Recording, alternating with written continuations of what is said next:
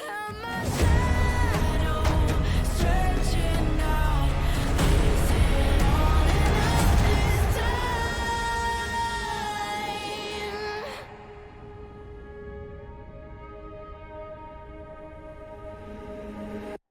still here.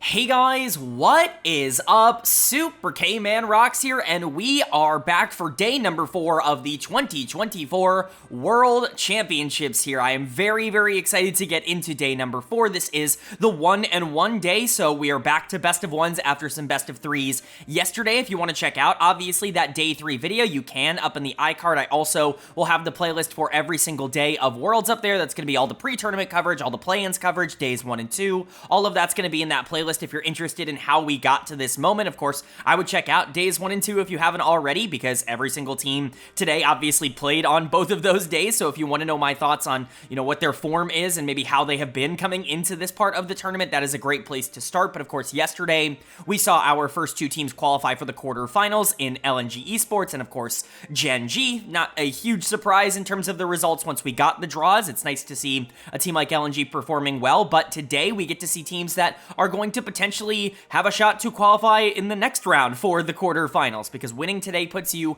at 2-1. Remember, the magic number is 3. If you can get to 3 wins, if you can win 1 best of 3, then you are in. You are in the top 8. You are in the quarterfinals. So a lot on the line here today, but losing today does not eliminate you from the tournament. That's why it's still a best of 1. If you are excited, let me know down in the comments section below, but I don't want to waste you guys' time too much at the start of this video. Let's get right into it. If you are new here, what we are going to do is go game by game, talking about the advantages and the disadvantages that each team was able to generate. I'll be giving a player of the game and a dud of the game for each individual game that we cover, and of course, at the end of the video, we will be talking about some of the upcoming matchups, most notably the 0-2 matchups, which are going to be happening tomorrow. So definitely going to be previewing, predicting all of that stuff at the end, but most of today will be spent talking about the 4 best of 1s that we got this morning. So without further ado, let's get right into the analysis. Our first game of the day is kind of a historic rivalry at this point, one that I'm sure Fnatic fans are not exactly eager to look forward to. It's not necessarily gone super well for them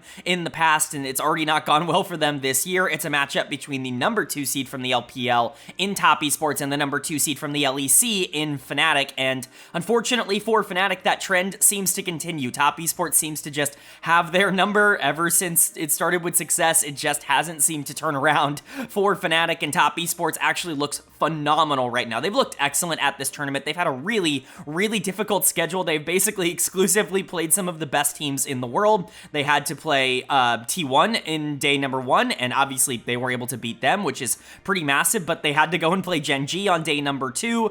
Having to play T1 and Gen G in your first 2 Worlds games, not exactly the easiest road. Fnatic is definitely a bit of a respite for them in terms of talent, and they took advantage of it. This was not a particularly close game. This was a dominating performance from Top Esports, and kind of what you would expect with how they had played through the beginning part of this tournament. I think both of their first 2 days were actually pretty excellent from them, and so to be able to carry that through is nice to see. They also did get kind of the Exodia draft, as I've called it, throughout this tournament with Yone plus Rumble. Even the Rel, to a smaller extent, definitely creates that, and I'm not really sure, if you're a Fnatic, why you would give that over so willingly. I don't really understand why Western teams seem to not want to prioritize Yone bans at this tournament. It's something I've criticized a ton. I've criticized Western drafts in general. I think the draft in isolation for Fnatic is actually pretty good this game. I think you have a ton of options if you're not going into something like Yone, but you leave it up for B1. Top Esports is happy to take it, and Cream, who's known as a melee carry player, somebody who loves Akali and who loves Yasuo and obviously loves Yone. You give him one of his best champions, and lo and behold, he pops off. He has a great game. He's going to get player of the game here, and it's not just the champion. Again, I talk about this a lot. It's really hard to try and separate how well a player is actively playing when they are playing a champion like Yone, because the champ does so much on its own. I talked about this with Caps the other day, where like Caps played excellently in that game on day number 2, but like, how much do I attribute him, like, popping off to him being in the right place at the right time, or Yone just being able to do everything in the game? It's just hard to know. Same thing for Cream here, but I will say for Cream in particular, when you're winning early, when you are able to get a lot of gold in the laning phase, and you're, like, heading into the mid game with 2 kills or 3 kills and a gold lead, like a 2k gold lead like he had in this game, that is a skill difference, because that's where Yone is supposed to struggle. That's where he's supposed to be more punishable, and so if he's winning early, it's just completely doomed, in my opinion, for the enemy team, and Cream was really, really strong in this game. We saw time in and time again that there's just no way to stop him. He ends up getting a solo kill on Humanoid later on in the game. The Smolder is just not the answer in isolation. I think the commentators I've not always agreed with throughout this tournament, but Vedius made a great point in this game where one of the big reasons why, Smolder can quote-unquote counter Yone is because in the later half of the game, if you have someone who can meet him in side waves, then Smolder can always win a 4v4. He can always take over the rest of the game so long as you can try and limit Yone's impact, but you don't have that this game. The Cassante did have gold, but Cassante can't really answer Yone, and so Cream just was able to take over very effortlessly. I just don't think Western teams need to be giving this over. I don't think you need to take the risk. I would so much sooner give over Zyra for Tian, who, is not even really all that much of a Zyra player right now. He's basically exclusively been playing Ivern domestically, and then obviously he's been known for playing facilitators for a little while. I just don't really understand the idea behind bans like that over a Yone. Like, give up the Sejuani Skarner, like, B1, R1 trade. Like, it's totally fine. It's not going to be a problem. So I don't really know. Yone was on the board and Cream popped off on it. Great for him.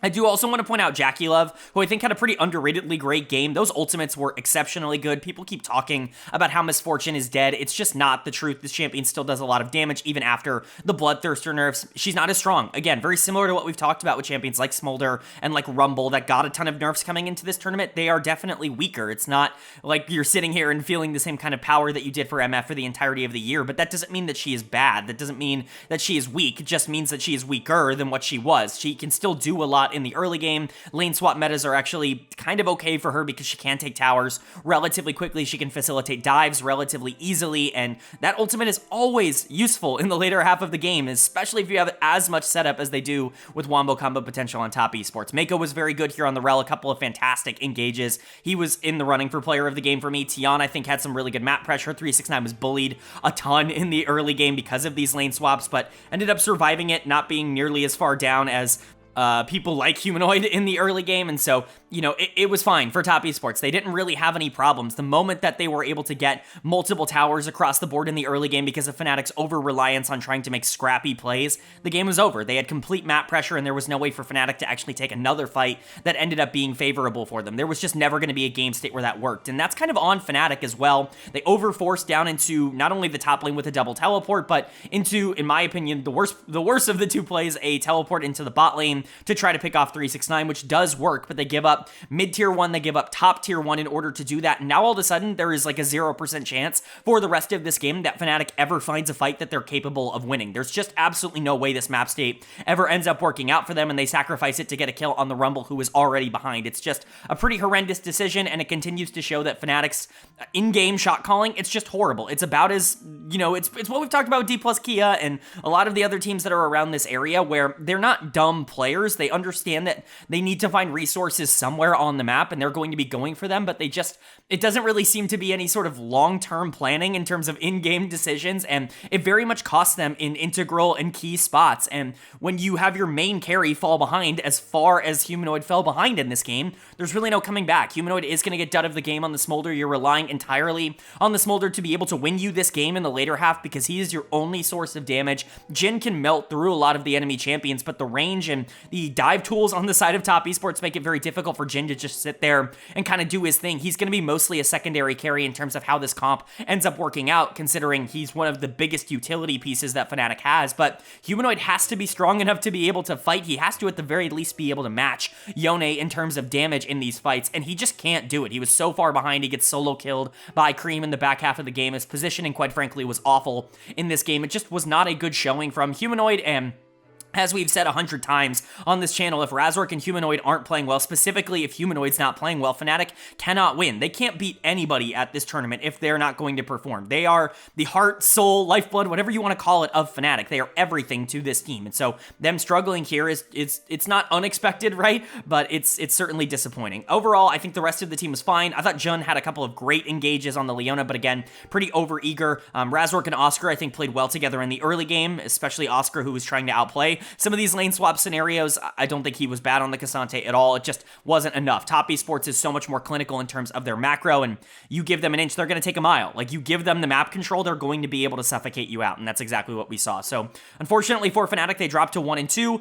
That's not the worst thing in the world. Perhaps that could mean an easier road to trying to get to 3 wins, but it's not an entirely big surprise that this team is just kind of mediocre here in the Swiss stage. It's kind of what we expected because of their bad macro. And then for Top Esports, this is genuinely one of the best teams in the world who has had a ridiculously hard schedule. Expect this team to not struggle nearly as much now that we are getting closer and closer down to teams that are, good, like great, but not the best in the world, right? Gen.G is now out of the pool. Even a team like LNG, who's hot right now, is out of the pool. Top Esports could very easily qualify at 3-1, and this absolutely could be a team that wins Worlds. I wouldn't be surprised with the way that they're playing. The concern for them was their macro coming into this tournament, and they have dispelled all of the doubts in that area, at least over the course of the first 3 games. But then moving on to game number 2 here, and this is the game of the day. Definitely the one that everybody was looking forward to. 2 of the scarier teams at the tournament. The number 1 seed from the LPL in Bilibili Gaming, taking on the number 4 seed from the LCK in T1. And T1 is able to pull off the upset, sending Bilibili Gaming down to the 1-2 bracket stage here of Swiss. That is ridiculous, but this is a huge win for T1. This is actually something that really gives me a lot of confidence that moving forward, T1 is going to start performing how I talked about them in my power rankings. I put them above a lot of teams that were just simply better than them for a majority of the year that, definitely looked better going into this tournament because I just expected things to turn around for them going into Worlds. And while there still are a lot of problems, and quite frankly, there still are a lot of, actual early game issues, their macro is just not all that clean, at least in comparison to the best teams in the world. They're so good at team fighting. Like, they are so good at 5v5ing, and specifically with the comp that they were able to draft themselves, they gave themselves so many options, and you had a couple of players step up, and now you're sitting here in a position where even with BLG having a lot of tempo and pressure on the map, being able to essentially out-macro T1 for a majority of this game, they still can never win a fight. There is just no circumstance in which they can ever walk up and actually win a 5v5 because T1 was just straight up better in that stage of the game. It's really good stuff from T1. Player of the game for me kind of has to go to Owner. I know Zeus is going to get a lot of love for this game. Keria, I thought was great here. Gumayushi, I thought was great here. No shade to Faker. I definitely think he was the least inspiring player on the team here on the Silas, but Owner was the cog that moved the needle for me. The reason that they were even in the game, in my opinion, to begin with, and why that first fight around the Rift Herald went so well for T1 was Owner. Every single one of these team fights, he is locking on to a priority target, and he is making it impossible for this BLG comp, which wants to take these fights at least a little bit slower, that wants to build time for things like Jin and Jax to be able to do their thing. Owner never allowed that, and his disruption, his ability to completely throw BLG off of their own game plan, it won them the game. Again, that's not to say that the damage coming out from Zeus didn't matter, because Zeus was excellent, and we'll get to him that the ultimates from Keria were pretty solid this game, and generally the lockup from the Nico was valuable, and Gumayushi obviously was very good in these fights so long as he wasn't getting hit by Charm or Skarner engage, because Wei was constantly looking for him. But Owner, to me, kind of the cog that moved the needle, and so I'm going to give him player of the game. I don't know how popular or unpopular that decision is going to be, but I think when you look at T1's comp, first of all, I want to establish I like both drafts in this game. I think both have options. We'll get to BLG's in a second because I think the flaws of theirs were exposed, but I think that had more to do with the fact that BLG was opting into some things that their comp just isn't particularly good at, and we'll get to that. But for T1, this was a very well-executed idea in terms of how they wanted to draft this out. I think Silas is really kind of proving to be a pretty strong pick right now, if not only just just because you can take away things like Poppy ultimate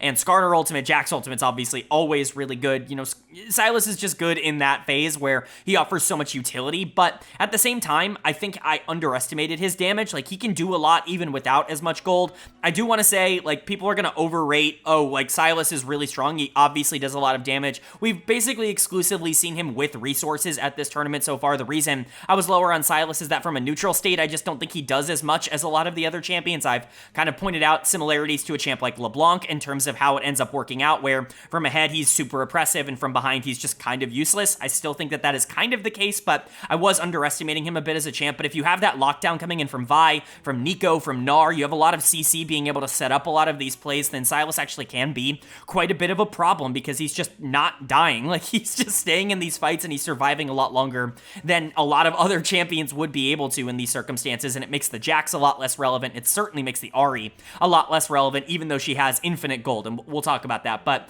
Zeus is the kind of primary carry, I would say, of this game. The Gnar was just constantly in good positions. I thought he played out these team fights excellently. Zeus has always been really good in, like, the main stage, the Swiss stage, the group stage, whatever you want to call it, of the World Championships. This has always been a phase that he has thrived in, and that absolutely continued here. He just kind of, I'm not going to say outplayed Bin.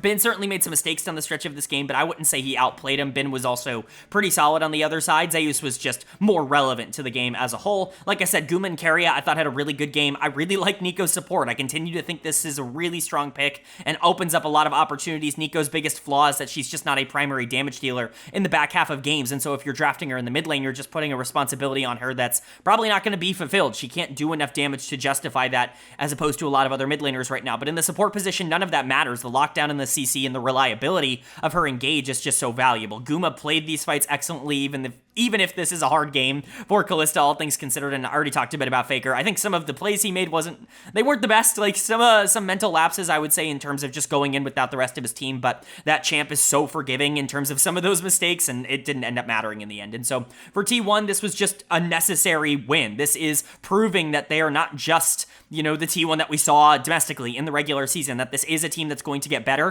at the World Championships, and that you do have to contend with them being a top 2, 3, or 4 team at this tournament at the current moment. And then for Bilibili, I mean, this is disaster. This is worst case scenario without a doubt. I mean, you can talk about how, they played some hard teams, but honestly, in terms of what they could have drawn in a lot of these scenarios, obviously T1 is a really bad draw for Bilibili, but they had the chance to play the number 4 seed from the LCK and the number 3 seed from the LPL, and they couldn't beat either as the back-to-back champions from the LPL, and that's just not good enough. There are a couple of real big flaws in terms of their gameplay right now. I'm going to be honest, I am really out on Skarner. I don't really get why he's getting priority over a lot of the other picks right now. Even something like Maokai, I think, is just a little bit more stable.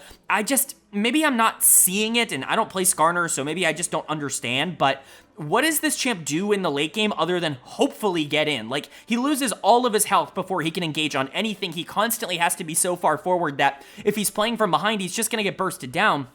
At least with something like Maokai, you have some sort of range engage, and obviously Sejuani offers that as well, but it was banned out in this game. I just don't really understand why Skarner is being valued and prioritized higher than that. I think his early game is pretty consistent, but I think his tank ability that people keep talking about is super overrated right now, and I think he's just fine in that area. Overall, I've just been really underwhelmed by Skarner. Even I had expectations for this champ going into Worlds, but the performances and honestly the tape of this champ at this tournament looks horrible, and Wei honestly was not useful in this game. I think you could say the same thing for Elk and On down in the bot lane. On's going to get dud of the game, but it could go to Elk as well. On is just another player who I think is constantly out of position. Sometimes it works because the position can sometimes get better for On because he's not playing the standard style, but sometimes when you're playing from behind, that's a really big problem, and generally, like, missing Poppy ultimate or being too overeager in terms of pressing your buttons can be a bit of an issue. He was also someone who struggled last year at Worlds when this team was, I'm not going to say underperforming, because obviously they made top 4, but, we had high expectations for Bilibili. I think Elk, it's just a hard game to play for Jhin. He's constantly under fire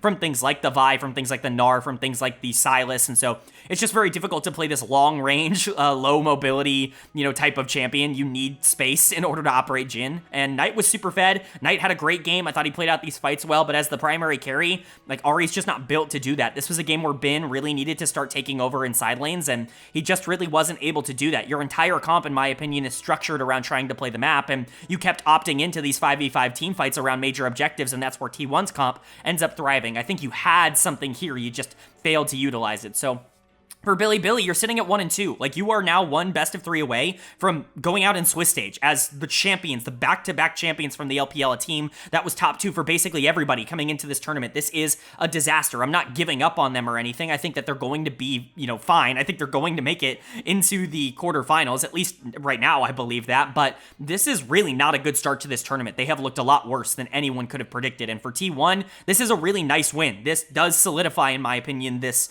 idea that they are going to be like a top 4 or 5 team at this tournament, like I predicted in the power rankings. I don't know how high their ceiling is going to be. Beating Bilibili is like great, but Bilibili was also opting into fights that T1 probably shouldn't have been getting. They were gifted a lot of free things in this game. I need them to keep this up. Their macro in the mid game has to get better, but their team fighting is just so elite that basically no matter who they go up against right now, they're going to have a chance to win.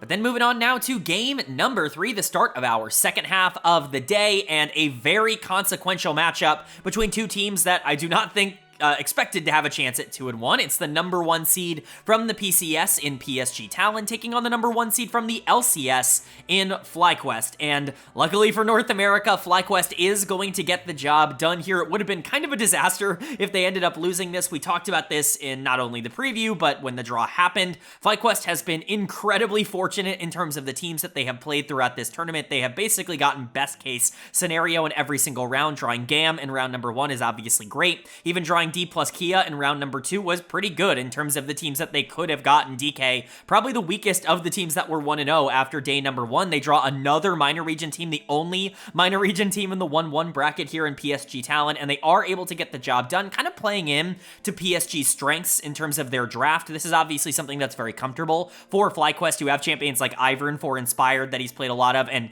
Cassiopeia in the mid lane for Quad. If people don't know, Quad used to be a Cassio one-trick in solo queue. He was rank 1 in Korea for a little while, basically exclusively playing Cassio as like a 15, 16-year-old before he went pro, and so definitely not surprising to see him be comfortable pulling it out on the world stage, but this is a very risky draft, especially pairing this up with something like a Kai'Sa, because you don't really have a lot of priority in the early game. You don't really have a lot of options if things were to go wrong. The problem for PSG is that they are one of the slower teams at the tournament in terms of their game plan and play style, which FlyQuest knows. They've played this team before going into this series, and so they say, screw it, we know PSG's not exactly going to push a ton of advantages in the early game. We're going to force them to draft this like dive-oriented, pick-oriented comp with things like the Vi and the Ahri, and we're going to draft scaling 5v5 team fighting, and if PSG want to play towards their comfort style, then we're going to win, and if PSG want to play against our team comp, then they're going to be out of their comfort zone. So I think it's a good, strategy for FlyQuest, even if I don't think the draft itself is particularly cohesive. I don't think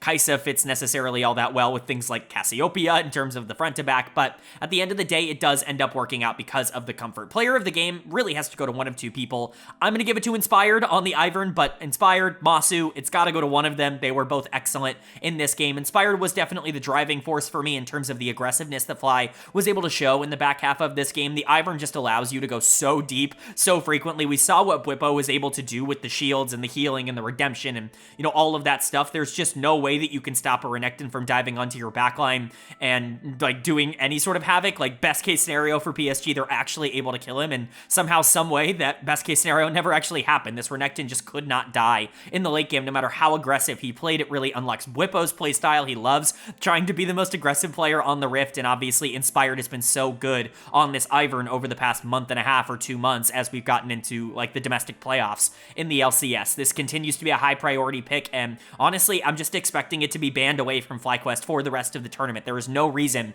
to give this team Ivern from this point onwards. They have clearly shown too much of an affinity playing around it. So probably the last game we see Inspired on in Ivern 4, but still very good one. And then Masu was obviously the damage carry in this one. 2 different quadra kills throughout this game for him. He has been actually excellent throughout this entire tournament. I don't think I've hyped him up enough on this channel because there's been a lot to talk about in terms of FlyQuest and their win in game number 1. It looked like they were just completely out-macroing the enemy team, and they kind of got obliterated and threw away a lead in game number 2 against DK, and that was definitely more of the prevailing storyline. But Masu has been excellent at this tournament, and for a rookie, some somebody who is obviously having his first year in Tier 1, but is only like 2 years removed from being like an amateur player, not even like a Tier 2 player. He is ridiculously good. I mean, this is the future of North America right here in terms of talent, and he is showing up at this tournament. I was questioning the Kai'Sa pick, but he made it look like $1 million. The damage he was able to do with the poke on the W in the back half of the game before fights even started was ginormous, and of course he could clean up fights at a super high level. Playing through him has been a very clear win condition for Fly, and I imagine they will continue to go to that. Like I said, Quad kind of getting a pseudo one trick in the Cassio. Not exactly the game where Cassio like pops off, but I think in theory Cassio's really strong here into things like Ahri and Vi. It makes a lot of sense to be able to draft it if you feel comfortable piloting it. The problem is that Cassio's numbers just aren't great right now, and so he just wasn't doing a ton of damage down the stretch of this game, but still Quad was very effective. Those ultimates were actually super good from him throughout a majority of this game. That's a big positive. We already talked about Weibo, just unkillable throughout the entire back half of this game, never able to die. Bucio was very good on the Leona as well, sometimes a little too far forward. He was also missing E's, like, weirdly frequently, but overall, you had enough coming in from Inspired and Masu in particular to be able to carry this game, and I think understanding the win condition of playing it super slow and knowing that if you ever get to 3 or 4 items on your carries, the game is just over. There's no way for PSG to be able to fight back. It's just a good strategy for Fly, and they executed it well. They understood their win condition, and they didn't force things even when they were behind. Very clean game from them. And then for PSG on the other side, I just am not sold on this draft. Like, Ahri plus Jhin as a carry duo just does not seem to be enough damage to be able to break through. And I get that this is kind of an extenuating circumstance with things like Ivern, Cassio, Kai'Sa on the other side. Like, this is probably the biggest team fight comp we've seen at this entire tournament. Like, just the most direct front to back that we've seen at this entire tournament. But we've seen multiple times now where Ahri actually does have a lot of gold and is set up to be a primary carry in the back half of games, and she just actually can't do it because forcing 5v5s is a lot easier with how many objectives there are in the game right now. And things like Jhin, while they are very good as secondary carries, if they don't have the space to operate, they're not exactly all that successful. I think Jhin is a good champion despite the win rate right now, but I think he's being picked in a lot of these comps where he just doesn't have a lot of room to be able to shine. Like, this is the second game in a row where we've seen a super fed Ahri not have enough impact on the game to make it matter, and a lot of that is the setup, but again, a lot of it is also just the general vibe of Ahri. I think this champion is overvalued right now. Junji is going to get dead of the game for me on the Vi.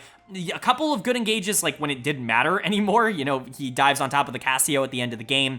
Like, that's great if it happened 15 minutes prior and if Junji had actually pushed his lead a little bit more. But, you know, the problems with Junji at international tournaments coming back into play where he's just a little bit slower as a jungler than a lot of the meta would dictate, especially when you're playing something like Vi Ahri. You have to be willing to try to get pick after pick after pick in the mid game. You have to constantly be looking, and it felt like PSG just wasn't aggressive enough. I know Fly was playing very safe and very passive, but you have to force something eventually as a Vi, or else you're just going to get outscaled, and Junji just wasn't doing that. Aja in the top lane, not good. Down like 4 levels by the end of this game onto Weibo. Really horrible early game. He handled the lane swap about as poorly as I've seen anybody handle it at this entire tournament. Just not a good game on the Gnar, especially coming off of what we just saw from T1. And then Betty and Woody just really couldn't get anything done. Again, I'm not going to blame Maple. I'm not going to blame Betty. I'm not going to blame Woody. I think that it was just the tempo of the game. You have to win early if you're going to win with this comp, and that is so against what PSG want to do inherently as a team, and I think that that showed in terms of their gameplay. But necessary win for FlyQuest. They moved to 2-1. They are now 1 game away from, or 1 series, I should say, away from making it to the quarterfinals, which would be the biggest possible achievement of all time for this team. I still think they have, you know, quite a bit to go through. This is going to be the last easy game that they get for the rest of this tournament, and we'll see if they can actually step up and use this, you know, really good macro and really patient style to be able to beat teams that are maybe a bit more mechanically talented than them. But at least for now, it looks good for PSG. Hopefully they can bounce back in the 1 and 2 section. I think they're going to be fine, but this is about the ceiling of what we can expect from them. It's just nice to see a North American team actually performing at Worlds right now. But then moving on to our final game of the day, and man, was I excited for this one. We talked about it yesterday. This is the matchup on today's slate of games that I think is the closest, and it very much lived up to that expectation. It was a matchup between the number 4 seed from the LPL in Weibo Gaming and the number 1 seed from the LEC in G2 Esports. And G2 is going to pick up a crucial victory here. They moved to 2-1. They show that a lot of the good stuff that they were able to show against Hanwha life a couple of days ago is still there for them, and they are in a really good position to not only qualify for the quarterfinals, but to be one of the scarier teams left at this tournament. There are a lot of teams that are in contention for top 4 right now, but G2 is very much in that conversation, and I think they proved that with this game. It wasn't the cleanest down the stretch, but there were a couple of moments in this game that were executed to near perfection. Weibo certainly did not take their foot off the gas. They played really well in this game, and G2 was able to outplay them in a bunch of critical moments. I really like their draft. I know I'm not the biggest fan of Nocturne Orianna, at least in comparison to some other analysts, but I think pairing it up with something like the Galio, especially as an answer to the Rumble early on in the draft, is actually a really smart idea. It gives you so much fighting potential at so many different opportunities. We talk about these pick comps that have been pulled out all day long with things like Ari and Vi and a lot of these drafts that really kind of center around the mid game and around being able to generate these large gold leads. I think G2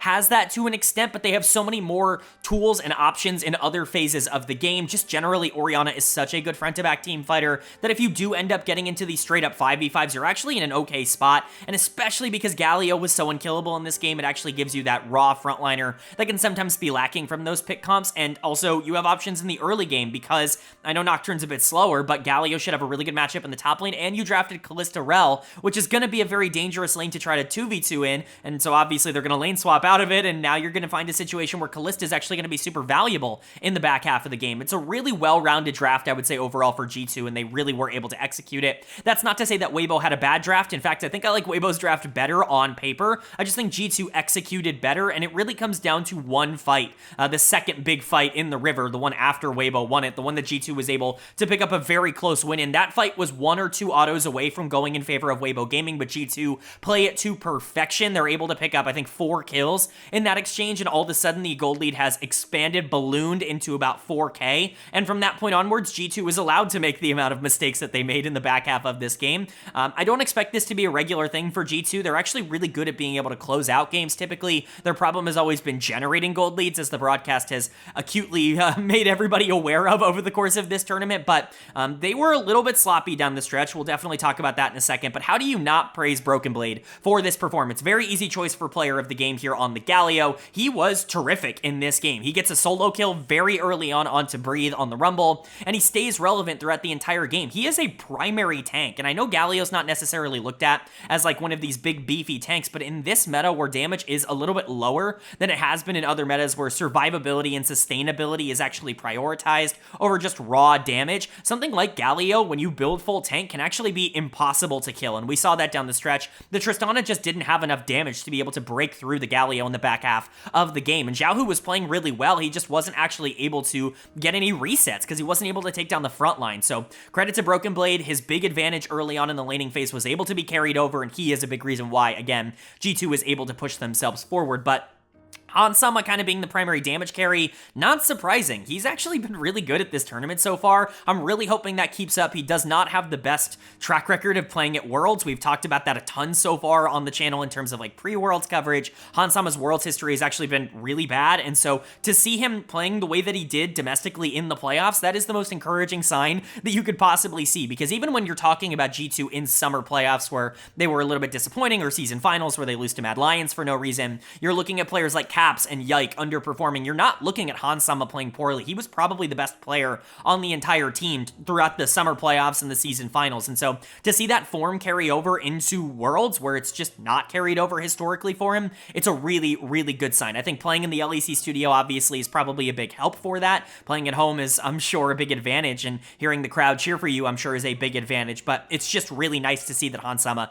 is stepping up. So Hans and Broken Blade, definitely the standouts. Mickey, I thought, had a really good game here on the Rel. He had a funny quote before this one where he said, as long as I don't int in the early game, we should actually be fine. And like, yeah, that's what I've been saying all year. I just wish he had enacted that a little bit sooner. As long as he actually stays a little bit controlled, we'll just say, in the early game. I think G2's early games really have never been that awful. They've just been chaotic, and they've really put themselves in holes they don't need to dig just because they're out of position in certain moments in the mid game. I think if Mickey can clean that up like he has so far at this tournament, this team is still going to be dangerous, especially in the mid game where their macro is really good. Yike and Caps had a great combo. Caps was able to do a lot of damage. The Nocturne was relevant in this game, but overall, definitely the supporting pieces that I think stood out a bit more, which is a really good sign for G2. But For Weibo on the other side, they played really well. Like, they actually had a couple of really good fights, and I think they played out the last fights of the game better than G2 did. And I know that feels like a weird thing to say, but they were just at such a gold disadvantage when they lost that fight in Top River that there was really no way for them to be able to get back into the game. Even if I do think that players like Xiaohu and Crisp and even Breathe to an extent were probably the best players in some of those last team fights, I just don't think that they were ever going to be able to survive after losing in the mid game as hard as they did. Dud of the game is really up for debate. I think nobody on Weibo really got rolled. Like, this wasn't some sort of like beating. Like, you know, they all played well enough to be able to justify like not getting dud of the game. I'm gonna give it to Breathe. I think the solo kill at the beginning of this game was really detrimental towards the scaling of where this Galio ended up going and how much of a problem that ended up being for Weibo. But I think generally Breathe was also late to a lot of the fights. I think when he got there, he was super relevant. He was doing a lot of damage, and Rumble is a really good champion in the meta, but Breathe as a player has just been a little bit late, a little bit slow on the ball, if you will, and I'm just not a big fan of it. I don't think he's been playing particularly well. It's been like 3 months since he's really stood out as one of those like elite top laners that he kind of has been over the course of his career. He's just making a couple of mistakes that I don't think other players would make, especially in the early game, and I think if he can clean that up, like if that doesn't happen in the early game, if Rumble doesn't get solo killed by the Galio, if you can't so effortlessly swap the Orianna into the Rumble and just kind of survive and not worry about it, like, I think this game actually looks a little bit different. And so I don't really know. I'm not blaming it entirely on Breathe. I think he did play well in the back half, but the start of the game was just too bad. And I think everybody else in this team was fine. Light was a little bit less aggro than maybe he should have been on the Jhin. The champion was super valuable, but he was missing shots left and right. This was a bit of a player gap. Tarzan, I thought, was really good, just didn't have the resources on the Maokai to be able to do anything, and Xiaohu was taking over some of these late fights with Crisp setting them up. He just didn't have the damage to actually break through anybody on the front line. He was playing excellently. His spacing was the best of anybody in those final fights. It just didn't matter, like I said. So, Weibo, you know, I think they're going to be fine, but Bilibili Gaming's in this 1 and 2 bracket, and you're one series away from being eliminated from the tournament. There could be a disaster scenario where Weibo goes out at 1 and 3 because they just get this horrible draw, but they put themselves in that situation, unfortunately. But for G2, they're now sitting at 2 and 1. They join the other teams that have already qualified for 2 and 1. Of course, the teams that lost yesterday and the teams that won today. It's going to be interesting to see who they end up drawing. I think they have a lot of good matchups. Everybody's going to want to draw FlyQuest in terms of that side of the bracket. We'll see if G2 can finally get that NA versus EU matchup. I'm sure they would be loving that, trying to get their revenge for what happened with Energy last year. But for now, G2 absolutely is one of the teams that's in contention to be a top 3 or 4 team at the tournament. All right, and that is going to do it for day number 4 here at Worlds 2024. We know our teams that are going to be moving on to 2 and 1. We know some of our teams that are going to be moving on to 1 and 2. Of course, no draw yet, but the teams that are in the 2 and 1 bracket are confirmed. Hanwha Life and D+ Kia obviously losing yesterday gets them spots in the 2 and 1, but the winners today, T1, FlyQuest, Top Esports, G2, they are going to be moving up there as well. There are a couple of teams that I'm sure you want to draw. You would love to draw FlyQuest. You would actually kind of love to draw D+ Kia likely, and so there are some winnable games I think for a lot of teams, but at this point, if you're in the upper side of this bracket, you're not going to have an easy matchup. It doesn't get easy anymore. You have to do a lot to be able to get yourself into the quarterfinals, and so we'll see how things end up going. But of course, the losers from today go down to the 1 and 2 side of the bracket. We will see the 2 teams that join them tomorrow on the 0 and 2 day. We're back to best of 3s, of course, with teams potentially being eliminated tomorrow. Tomorrow's our first, I guess, elimination